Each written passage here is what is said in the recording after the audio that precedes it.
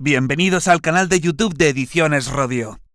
Aquí encontrarás vídeos especializados en cada tema. Si te gusta nuestro contenido, no olvides suscribirte, darle a me gusta y comentar tu experiencia. Gracias por elegirnos en tu camino hacia el éxito. Recuerda que nuestros temarios también están disponibles en formato digital y papel. Para cualquier duda puedes escribirnos a info@edicionesrodio.com. Ertzaintza y Policía Local. Cuerpos de Policía del País Vasco. Volumen 1. Tema 10. Régimen jurídico del sector público. De los órganos de las administraciones públicas, órganos administrativos y competencia. Órganos colegiados de las distintas administraciones públicas, funcionamiento. Abstención y recusación. Ley 40/2015, de 1 de octubre, de régimen jurídico del sector público. De los órganos de las administraciones públicas. Sección primera de los órganos administrativos. Artículo 5. Órganos administrativos.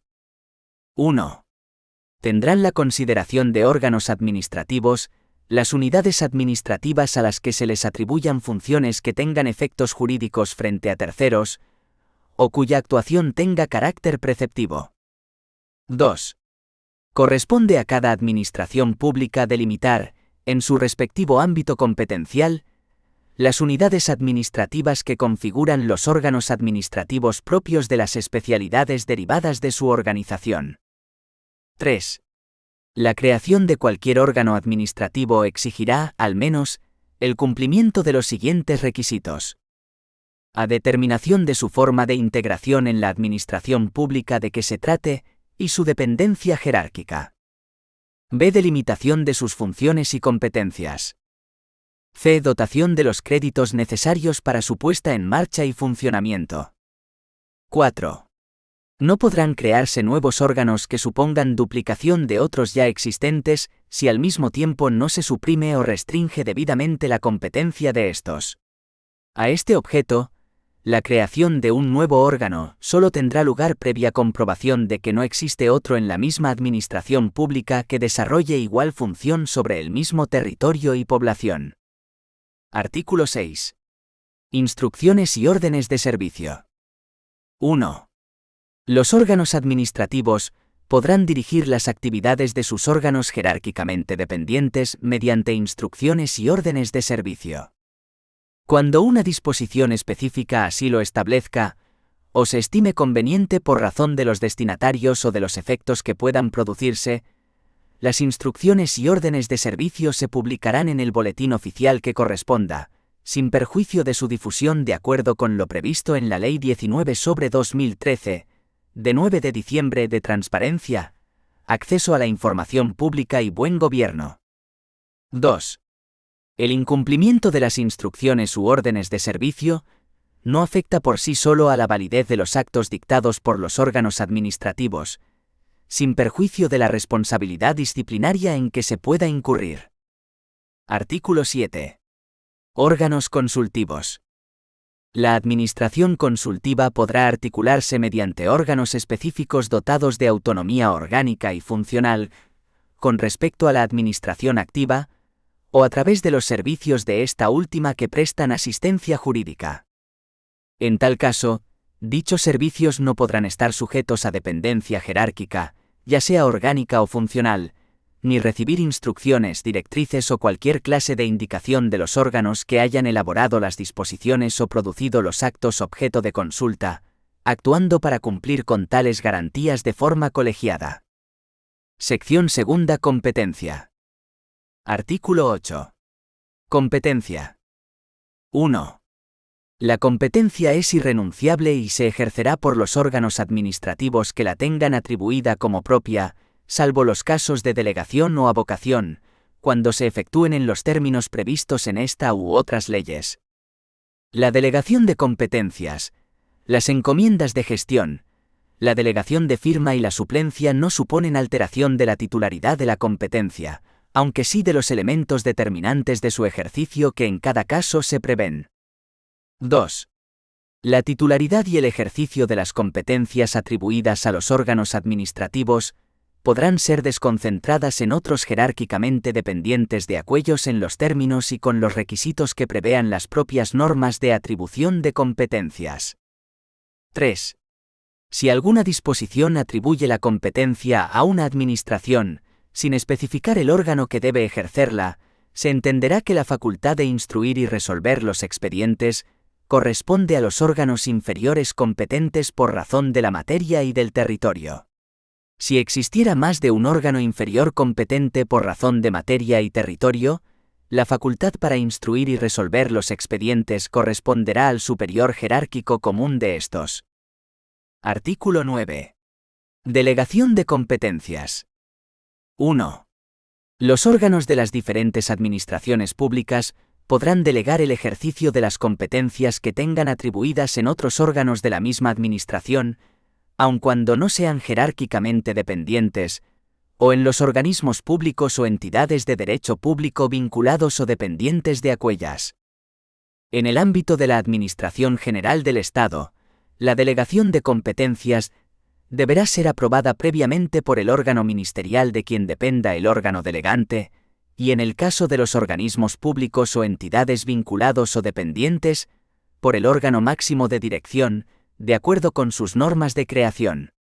Cuando se trate de órganos no relacionados jerárquicamente, será necesaria la aprobación previa del superior común si ambos pertenecen al mismo ministerio, o del órgano superior de quien dependa el órgano delegado, si el delegante y el delegado pertenecen a diferentes ministerios. Asimismo, los órganos de la Administración General del Estado podrán delegar el ejercicio de sus competencias propias en sus organismos públicos y entidades vinculados o dependientes, cuando resulte conveniente para alcanzar los fines que tengan asignados y mejorar la eficacia de su gestión. La delegación deberá ser previamente aprobada por los órganos de los que dependan el órgano delegante y el órgano delegado, o aceptada por este último cuando sea el órgano máximo de dirección del organismo público o entidad vinculado o dependiente. 2. En ningún caso podrán ser objeto de delegación las competencias relativas a los asuntos que se refieran a relaciones con la jefatura del Estado, la presidencia del Gobierno de la Nación, las Cortes Generales, las presidencias de los consejos de gobierno de las comunidades autónomas y las asambleas legislativas de las comunidades autónomas. B. La adopción de disposiciones de carácter general. C. La resolución de recursos en los órganos administrativos que hayan dictado los actos objeto de recurso. D. Las materias en que así se determine por norma con rango de ley. 3. Las delegaciones de competencias y su revocación deberán publicarse en el Boletín Oficial del Estado, en el de la comunidad autónoma o en el de la provincia, según la administración a que pertenezca el órgano delegante y el ámbito territorial de competencia de éste. 4. Las resoluciones administrativas que se adopten por delegación indicarán expresamente esta circunstancia y se considerarán dictadas por el órgano delegante. 5. Salvo autorización expresa de una ley, no podrán delegarse las competencias que se ejerzan por delegación. No constituye impedimento para que pueda delegarse la competencia para resolver un procedimiento la circunstancia de que la norma reguladora del mismo prevea, como trámite preceptivo, la emisión de un dictamen o informe. No obstante, no podrá delegarse la competencia para resolver un procedimiento una vez que en el correspondiente procedimiento se haya emitido un dictamen o informe preceptivo acerca del mismo. 6. La delegación será revocable en cualquier momento por el órgano que la haya conferido. 7.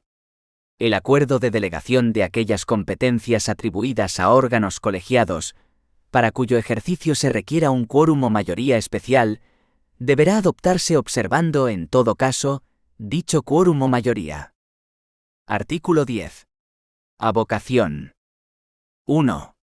Los órganos superiores podrán avocar para sí el conocimiento de uno o varios asuntos, cuya resolución corresponda ordinariamente o por delegación a sus órganos administrativos dependientes, cuando circunstancias de índole técnica, económica, social, jurídica o territorial lo hagan conveniente. En los supuestos de delegación de competencias en órganos no dependientes jerárquicamente, El conocimiento de un asunto podrá ser abocado únicamente por el órgano delegante. 2. En todo caso, la avocación se realizará mediante acuerdo motivado que deberá ser notificado a los interesados en el procedimiento, si los hubiere, con anterioridad o simultáneamente a la resolución final que se dicte. Contra el acuerdo de avocación no cabrá recurso, aunque podrá impugnarse en el que en su caso se interponga contra la resolución del procedimiento. Artículo 11. Encomiendas de gestión. 1. La realización de actividades de carácter material o técnico de la competencia de los órganos administrativos o de las entidades de derecho público podrá ser encomendada a otros órganos o entidades de derecho público de la misma o de distinta administración, siempre que entre sus competencias estén esas actividades, por razones de eficacia o cuando no se posean los medios técnicos idóneos para su desempeño. Las encomiendas de gestión no podrán tener por objeto prestaciones propias de los contratos regulados en la legislación de contratos del sector público. En tal caso, su naturaleza y régimen jurídico se ajustará a lo previsto en esta. 2. La encomienda de gestión no supone cesión de la titularidad de la competencia ni de los elementos sustantivos de su ejercicio, siendo responsabilidad del órgano o entidad encomendante dictar cuantos actos o resoluciones de carácter jurídico den soporte o en los que se integre la concreta actividad material objeto de encomienda. En todo caso, la entidad u órgano encomendado tendrá la condición de encargado del tratamiento de los datos de carácter personal a los que pudiera tener acceso en ejecución de la encomienda de gestión, siéndole de aplicación lo dispuesto en la normativa de protección de datos de carácter personal. 3. La formalización de las encomiendas de gestión se ajustará a las siguientes reglas. A cuando la encomienda de gestión se realice entre órganos administrativos o entidades de derecho público pertenecientes a la misma administración, deberá formalizarse en los términos que establezca su normativa propia y, en su defecto, por acuerdo expreso de los órganos o entidades de derecho público intervinientes. En todo caso, el instrumento de formalización de la encomienda de gestión y su resolución deberá ser publicada, para su eficacia, en el Boletín Oficial del Estado, en el Boletín Oficial de la Comunidad Autónoma o en el de la provincia, según la administración a que pertenezca el órgano encomendante. Cada administración podrá regular los requisitos necesarios para la validez de tales acuerdos que incluirán, al menos, expresa mención de la actividad o actividades a las que afecten, el plazo de vigencia y la naturaleza y alcance de la gestión encomendada. B.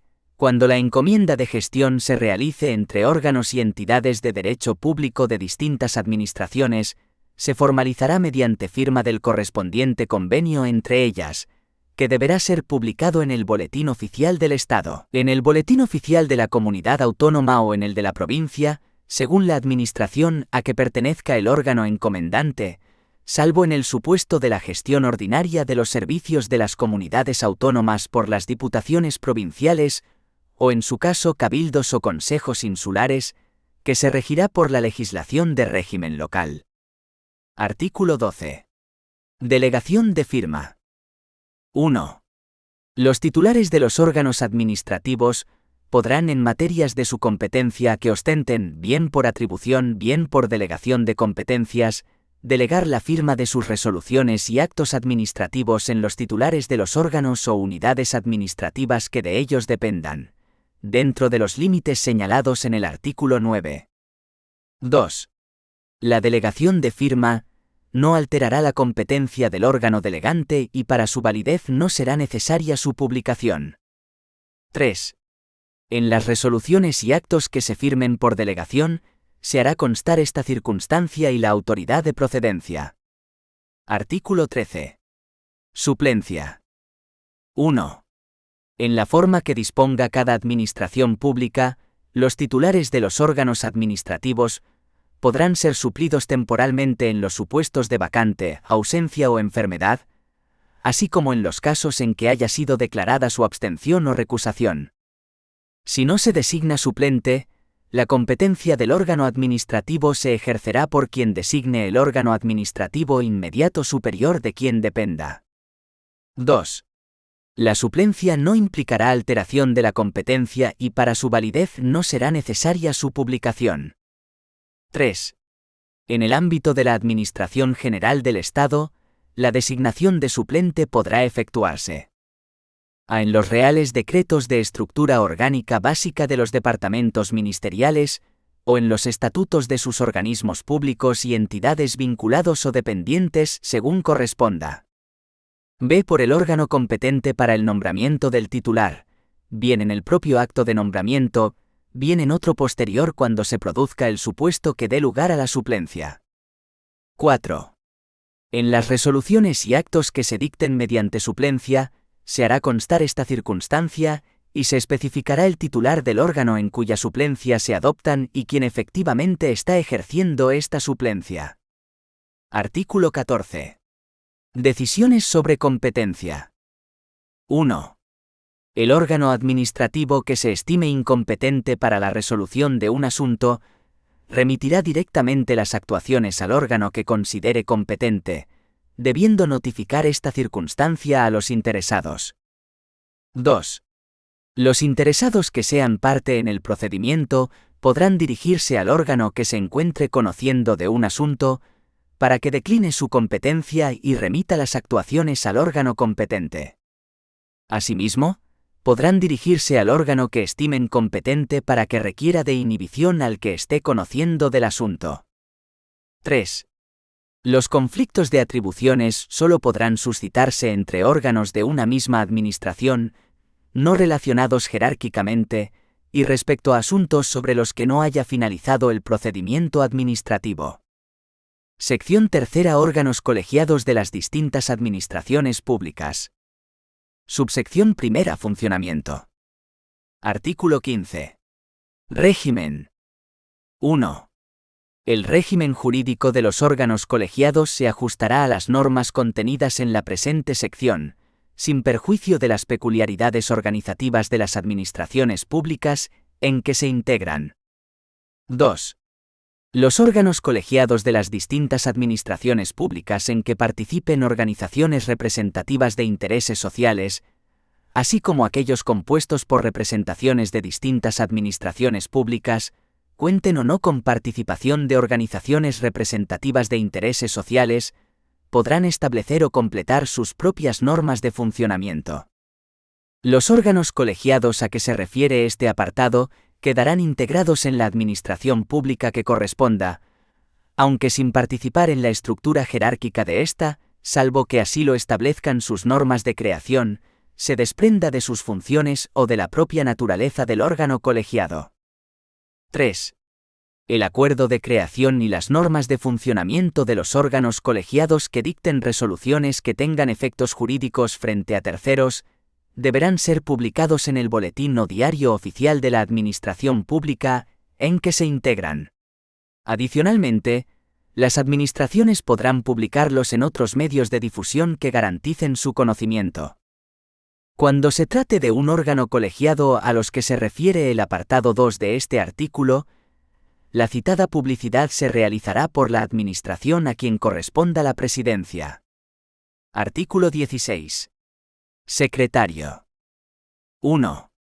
Los órganos colegiados tendrán un secretario que podrá ser un miembro del propio órgano o una persona al servicio de la administración pública correspondiente. 2. Corresponderá al secretario velar por la legalidad formal y material de las actuaciones del órgano colegiado, certificar las actuaciones del mismo y garantizar que los procedimientos y reglas de constitución y adopción de acuerdos son respetadas. 3. En caso de que el secretario no miembro sea suplido por un miembro del órgano colegiado, éste conservará todos sus derechos como tal. Artículo 17. Convocatorias y sesiones. 1. Todos los órganos colegiados se podrán constituir, convocar, celebrar sus sesiones, adoptar acuerdos y remitir actas tanto de forma presencial como a distancia, salvo que su reglamento interno recoja expresa y excepcionalmente lo contrario.